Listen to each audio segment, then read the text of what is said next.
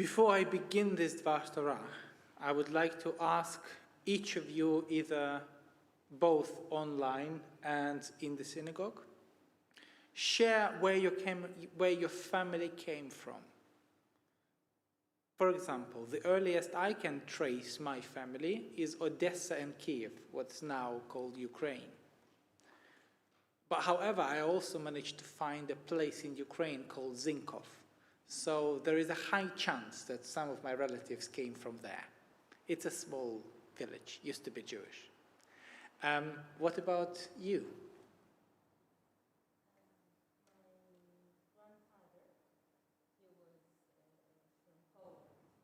Right. So,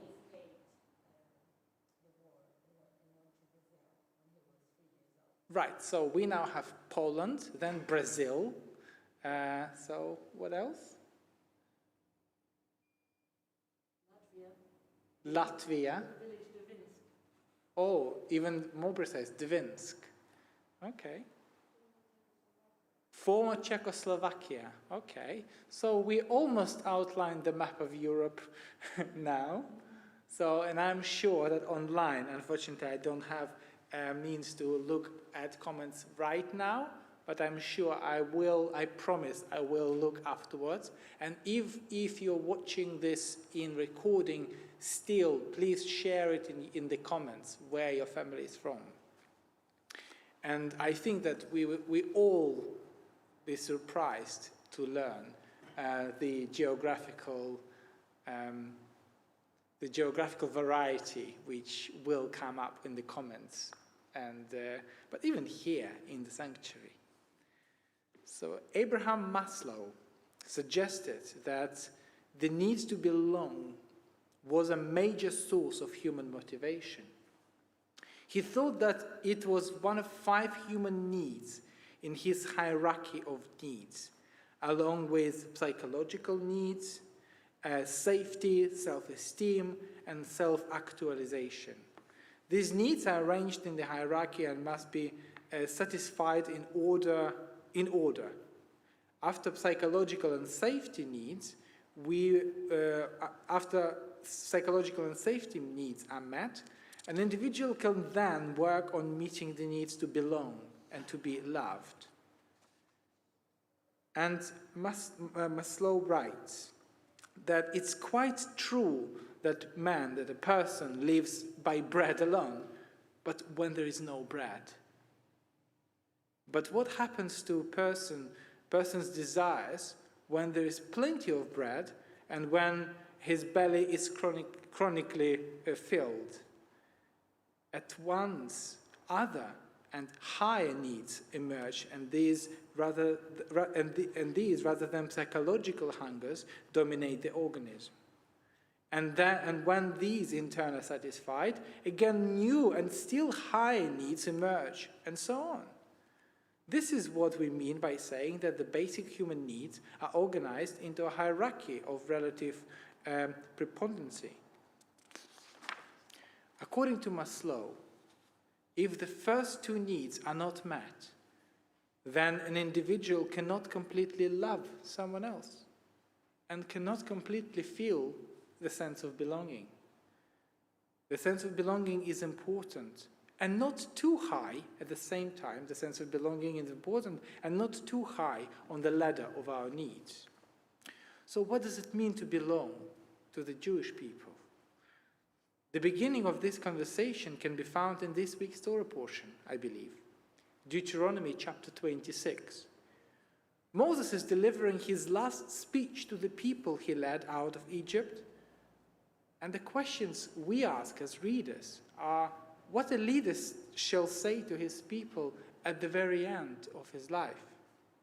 What message would you want to give to the new nation before they go on to the new stage of the journey? Moses begins with instructing people that when they gather the first fruits and have their harvest, they shall bring it to the priest and say these words: "My father was a wandering Aramean, and he went down into Egypt with a few people and lived there and became a great nation. powerful and numerous, but the Egyptians mistreated us and made us suffer, subjecting us to harsh labor.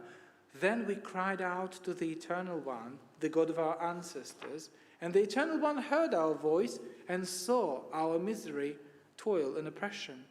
So the Eternal One brought us out of Egypt with a mighty hand and an outstretched arm, with great terror and with signs and wonders.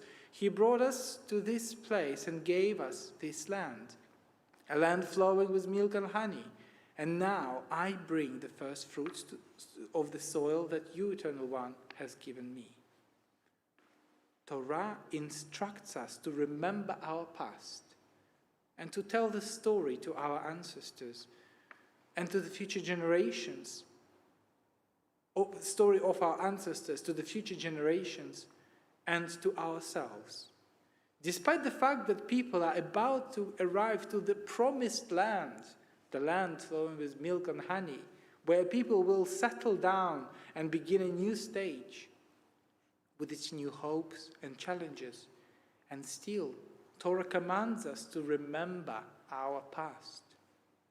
One of the biggest regrets I personally have is that I didn't ask my grandma enough questions. I was too little and didn't understand the importance of it. Knowing your story and where you came from is crucial for the understanding of who you are. Aravi oved avi, vayeret Mitzrayma. My father was a wandering Aramean, and he went down into Egypt with a few people and lived there and became a great nation. This is a formative story of our people. Jewish people don't have one place we all belong to. We belong to this story. It is something that unites us. In this story, there is a memory of being an immigrant, a refugee. Even those who are the fourth or fifth generations of British Jews have a story of being from somewhere else, of coming from somewhere else. Does it mean that we don't fully belong? I think it simply means that we can identify ourselves with those who are traveling today, with those who are not settled and don't have roots here.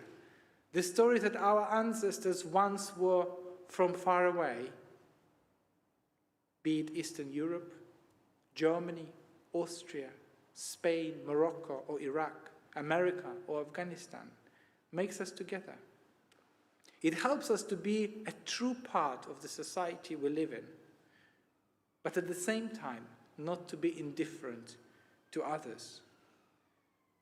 There is a page on the LJS website in the section About Us, and it's called Heritage Trial. On it, members and friends of our community share an insight into their heritage and how each of them came to the LJS. I would like to encourage you to go on this website and to read the stories and discover the variety of backgrounds that make up our community. Also, I would like to ask you to consider sharing your story. If you would like to take part in this heritage project,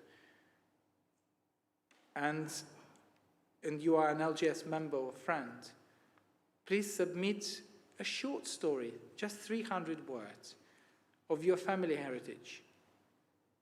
Selected stories will be shared on our website over the coming months, with 2 pieces rotated monthly.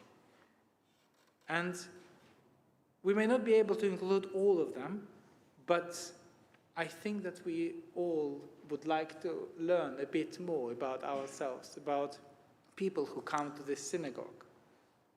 And the details how to do it is on the website.